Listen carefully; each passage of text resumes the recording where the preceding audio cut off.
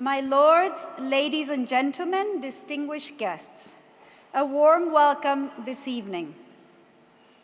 Welcome by Vice Presidents G. Garvin Brown IV, Anthony Van Mandel, Brian Hope, and David Rains, Master of the Worshipful Company of Distillers. Steak tartare and a glass of Malbec with soda. That was my great-grandfather Nicola Catena's breakfast meal. Through this ritual, Nicola regularly reminded himself of the promised land he had found in Argentina after leaving famine-stricken Italy in 1898. My great-grandfather was one of 6 million mostly Spanish and Italian immigrants who came to Argentina between the 19th and the 20th century in search of a brighter future. The immigrants continued their old world traditions in their new home, one of which was naturally drinking wine with every meal. In the 1980s, our Argentine wines, were relatively unknown outside of South America, despite the fact that we were the 4th largest producer of wine in the world. During that same time, my father, a 3rd-generation vintner and Columbia University-trained economist, was invited to UC Berkeley in California as a visiting scholar. There, he witnessed something he had never imagined possible. The Californians, led by a man named Robert Mondavi, had decided to challenge the French monopoly on fine wine. My father came back to Argentina with the vision and determination to make Argentine wines that could stand with the best of the world. Today, almost 30 years after his original California inspiration, my father, Nicolás Catena Zapata, has received awards from all over the world for his pioneering work on Malbec and for advancing the Argentine wine region as a whole. Some of you may know that I share my responsibilities as managing director of the family winery Bodega Catena Zapata with a part-time practice as an accident and emergency physician in San Francisco, California. So if anybody has an emergency, I'm in that table over there.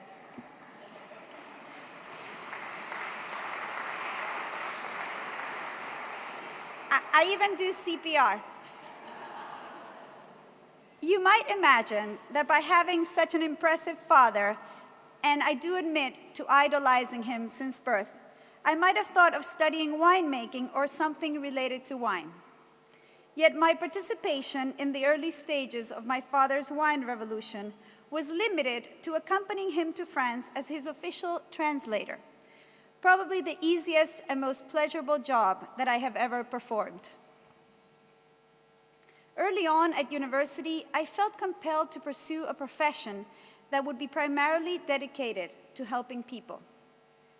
I was indeed perfectly comfortable with the thought that I would spend my life drinking rather than making the family's wines. When I was close to finishing medical school at Stanford in California, I was asked by a local distributor to go on a ride-along with a wine salesperson to see if a certain very difficult wine buyer could be persuaded to put our wine on his list. I'm sure many of you have had this experience. He politely told me after tasting the Catena Malbec, "I love it. It's a great wine, but I can't sell it because nobody knows what Malbec is." That was the turning point for me. I realized that my father and my country needed my help, and desperately. Baron Philippe de Rothschild once famously said, "Wine is a great business, except that it takes 300 years to do it well." Well, I knew we didn't have 300 years, so I immediately persuaded my father to create a research institute, which we now call the Catena Institute of Wine. At the Institute, we proceeded to test and challenge everything that was known about Malbec and high altitude, two areas of winemaking and viticulture that were virtually unknown to the world. We made selections from century-old Malbec vine plantings. We experimented with Malbec vinification until we realized that Malbec needed to be handled more like Pinot Noir than like a Bordeaux variety. We studied our high-altitude terroir until we understood the complex relationship between sunlight intensity and the cool Andean mountain air. Today, our institute performs over 1,000 microvinifications per year and publishes in prestigious wine journals all over the world. But most importantly, the wines of our region, of Mendoza, and the other Argentine winemaking provinces are recognized today as truly world-class. And Malbec has become as much a symbol of Argentina as football, tango, and beef. And now, let me tell you how proud I am of the IWSC's performance this year. The IWSC continues to grow with its highest ever number of entries in total, but also our highest number of wines from the Northern Hemisphere and our highest number of wines from the Southern Hemisphere, and our highest number of spirits entries. It was a good year for me. Wine showed a growth of 9% globally. However, I'm pleased to announce that South American wines grew by 12%. Notice the 3% difference. And Argentinian entries have grown by 53% in 2 years. Muy bien, Sudamérica. Gin continued its exceptional growth, supported by the Gin Guild with a 60% increase in entries. Very good, Gin. And I am also pleased with the 22% growth in our biggest spirits category, Scotch whiskey. And on a personal note, I can tell you that my dear husband, Dr. Daniel McDermott, unfortunately he's not here tonight, I told him there would be a lot of whiskey, but he still didn't come.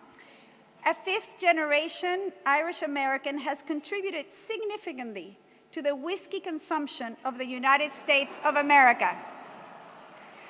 He actually drinks more whiskey than wine, which pisses me off.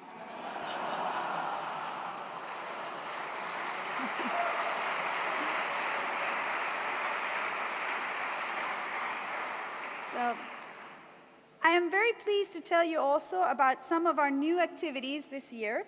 In 2014, the IWSC launched a new partnership with Hellman Beverage Logistics, who offered entrants the ability to ship products to the UK at an exceedingly advantageous rate, reducing the overall cost of entry. Almost half of our overseas entrants took advantage of this, and the IWSC is looking to grow this further in coming years. Muchas gracias, Hellman. In May, the IWSC undertook a tour of South America, holding export workshops in Santiago, Mendoza, and Buenos Aires. Our press coverage and presence at Wine and Spirits event this year has been phenomenal. The IWSC continued its strong association with the Worshipful Company of Distillers, which welcomed over 200 guests this year who were able to sample a large number of award-winning products. My husband should have also gone to that, but he never listens to me. This weekend, the IWSC will, for the first time, be taking a discrete section of the BBC Good Show at Olympia, which will be called the World of Wines Experience, giving consumers the chance to try a wide range of winning wines. And this year, our PR agency has secured coverage in prestigious titles such as the Sunday Telegraph, The Guardian, the Daily Express, Mail Online, and the New York Daily News, with a combined reach of over, are you ready? 1 billion people.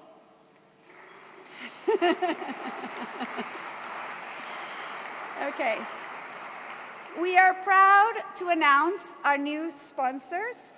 The IWSC has been privileged over the years to receive support from many companies who share our vision of rewarding quality.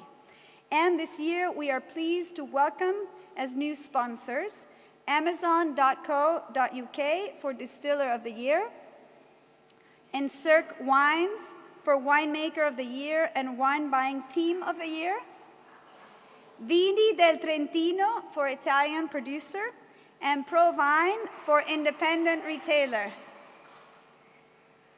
I now want to especially thank the IWSC for generously donating the sum of £5,000 to the Malala Foundation on my behalf. Every day, I am aware that the opportunities granted to me in life are thanks to the wonderful education that I received as a child and as a young adult. Malala Yousafzai, who was rightfully one of the winners of the Nobel Prize this year, stands for women's and children's education and for the kind of courage that can bring together a brighter future to humanity.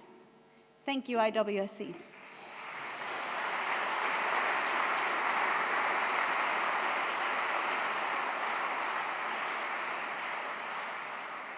I would like now to give a special thanks, and I think you will be pleased to know that I'm almost done with the speech.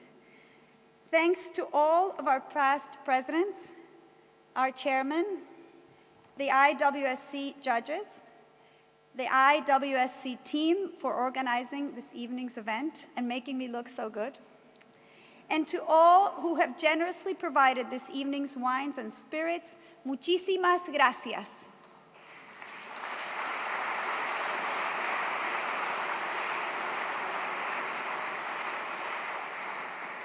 I would also like to welcome my successor as president of the IWSC, Neil McGuigan. Please give him a round of applause.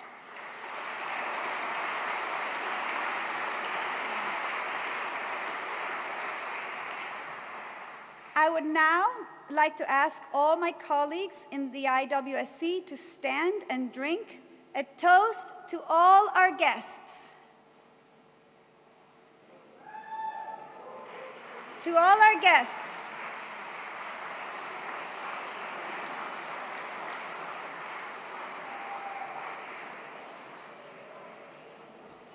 Thank you.